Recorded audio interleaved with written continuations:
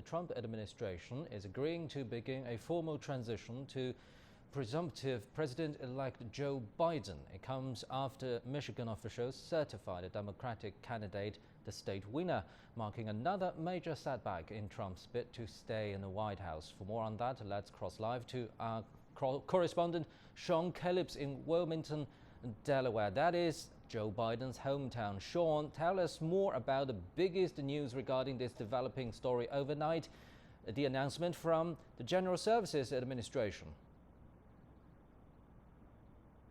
Yeah, it was a very significant day here in Wilmington, Delaware, and I'm standing in front of what has been the transition office for Joe Biden and Kamala Harris. And certainly today's information that the GSA, the General Services Administration, is going to free up some $6 million to allow the Biden administration to begin the formal process of transition.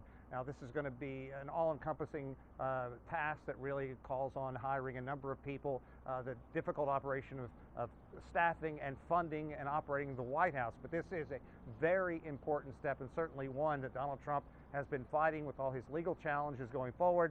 He says those legal challenges will continue, but I want to read you his reaction to the GSA announcement, of course coming out in the form of a tweet. He said, "I want to thank Emily Murphy, she is the head of the GSA, for her steadfast dedication and loyalty to our country. She has been harassed, threatened, and abused, and I do not want to see this happen to her, her family, or employees of GSA.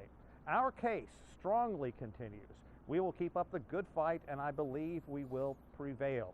Nevertheless, in the best interest of our country, I am recommending that Emily and her team do what needs to be done with regards to initial protocols, and have told my team to do the same." It's important to also point out that Emily Murphy says she came to this decision on her own and was not directly or indirectly forced or affected by the White House in this decision in any way.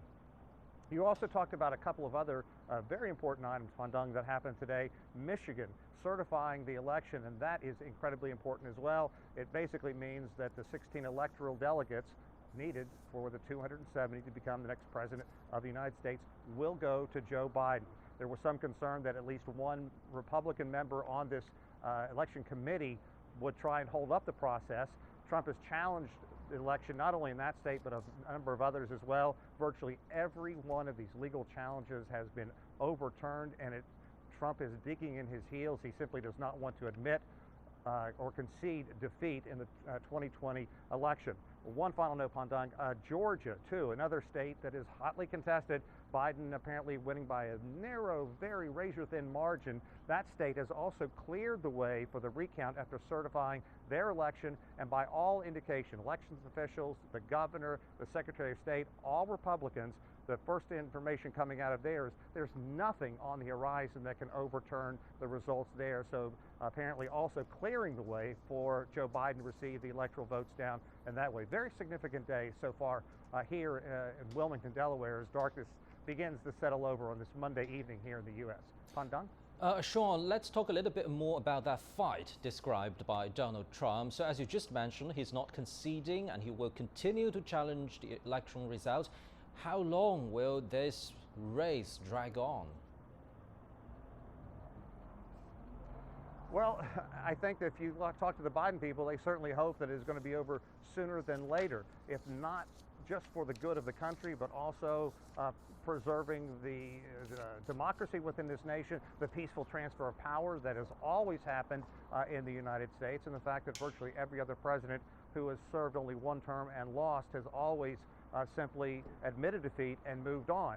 And all of these legal challenges that Trump has had have been overturned, but he keeps appealing them, and yet they are going to be appealed again. But there's some significant information out today as well. Biden announcing some very important picks for his cabinet. I don't want to go through the whole list. There are a lot of them, but I do want to point out just a handful, including the Secretary of State. This is Anthony Blinken, is somebody that Biden wants to nominate. Blinken is a very, very close associate of Biden, someone who's been by his side for a long time, has a great deal of experience in the diplomatic channels as well as in intelligence. He's someone who's considered very thoughtful, thought-provoking, certainly almost the polar opposite from Mike Pompeo, who really speaks very loudly and speaks in a very opinionated fashion. You're not going to get that from Blinken.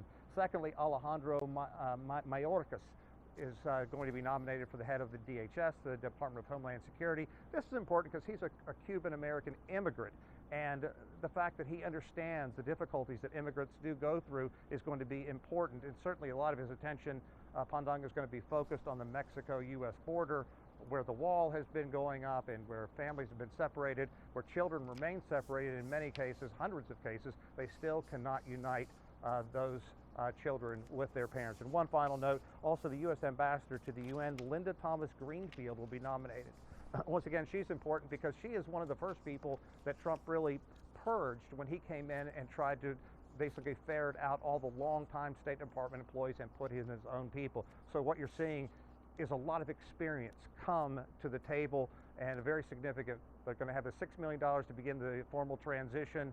A very significant day for the administration here, or the transition team, I should say, and they plan more announcements on Tuesday here in the U.S., so Pandanga will, of course, bring you those as we get those tomorrow.